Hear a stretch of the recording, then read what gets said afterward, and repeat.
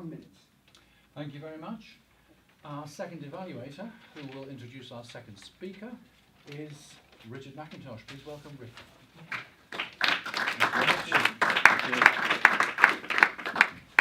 Thank you, Mr. Toastmaster, fellow Toastmasters, and most welcome guests. We heard Varun's first speech there from his Toastmasters path, and we're now going to hear Paul's speech, which is the fifth speech that he'll be delivering from his Toastmasters path. Now, how this new education programme works is that there's 10 paths within Pathways, which is the name for the programme, and you choose which one of the paths you take. They all focus on a different aspect of speaking and leadership. So, for example, Varun is doing dynamic leadership, and Paul's is doing visionary communication. So all of Paul's speeches are about casting a vision and those kind of things. So there's a lot of specialities in Toastmasters that you can focus on.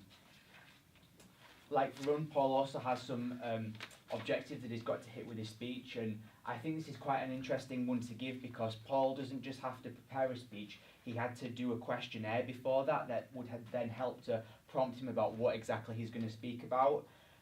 Those things are to either speak about a specific leadership style that is his own, or he can speak about leadership styles in general.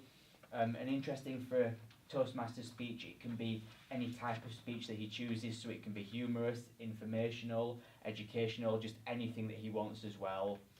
So, with his speech entitled Leading with Style, please welcome Paul Davy.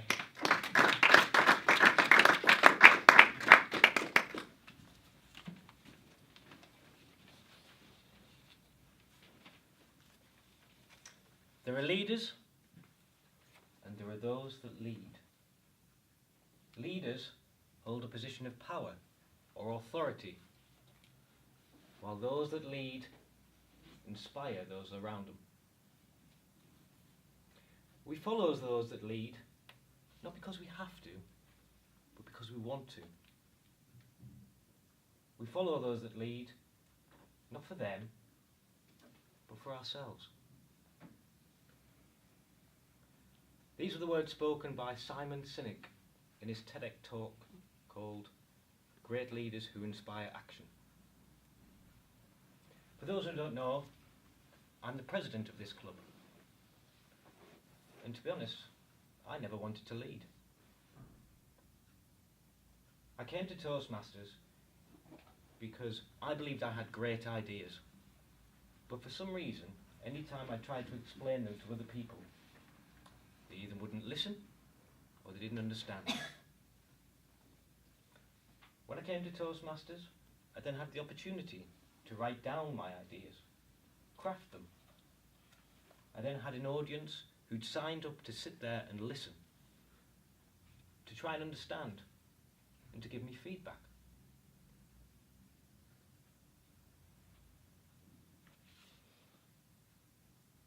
So good being at Toastmasters, I was willing to help out make the club run. I went on the committee. I even became second in command, and I was willing to provide guidance and advice to the president. But I never wanted to lead. And then about a year ago, when Simon Day had taken up the presidency and was looking for a successor, for some reason I felt compelled that maybe I could lead. When you take up leadership, you then think, well, how am I going to do it? So I took the Toastmasters Leadership Style questionnaire and I went in with a biased mindset. I knew it was going to tell me I had a coaching style. I've been told it before and I knew that was going to be the answer. I was a bit shocked when it wasn't. And it was my third strongest leadership style.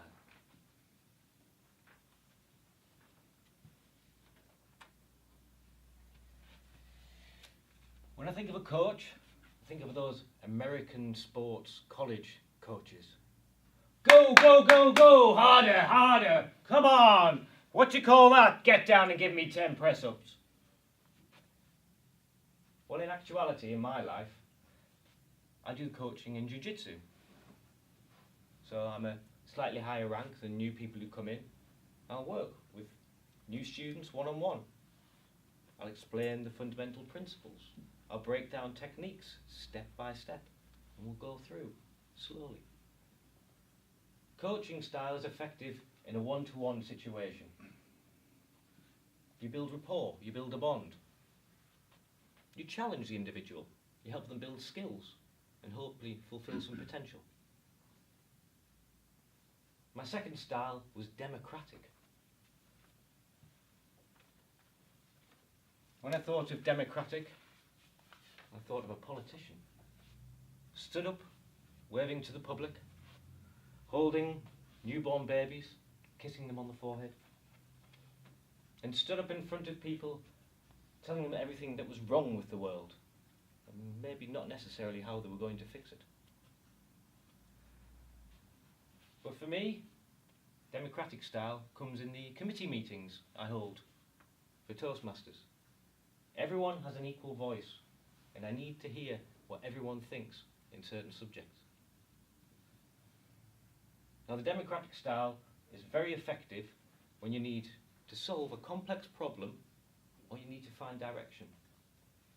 And you need the knowledge and expertise of everyone around the table to be able to do that. And my final, strongest strength was altruistic. Now, when I thought of altruism, I thought of a vicar. You'll notice how anyone going in the church or out of the church, they will shake their hand. They will listen to people's problems. They will give advice and guidance. They will be there to help you organise the biggest events in your life. Christenings, weddings and funerals. They are there to serve. So for me, displaying my altruistic style is being president of this club. I realised I could best serve this club by leading. I could be in a position of power, a position of influence. I could make decisions that could help the members make the most of their experience here. The leadership style is most effective when you're trying to build a community. You're trying to provide opportunity and empower its members. I said before, I never wanted to lead. I came because I was frustrated that nobody wanted to listen to my ideas or understand them.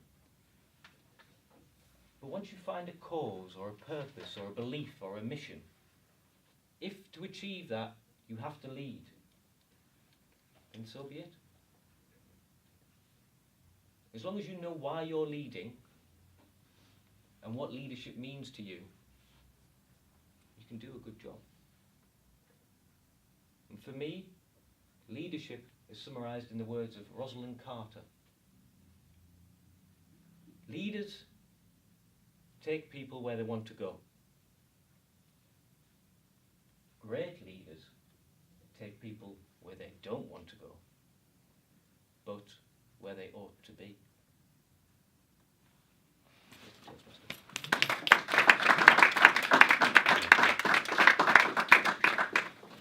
Thank you, Paul. Now, please take your slips, and on the second speaker's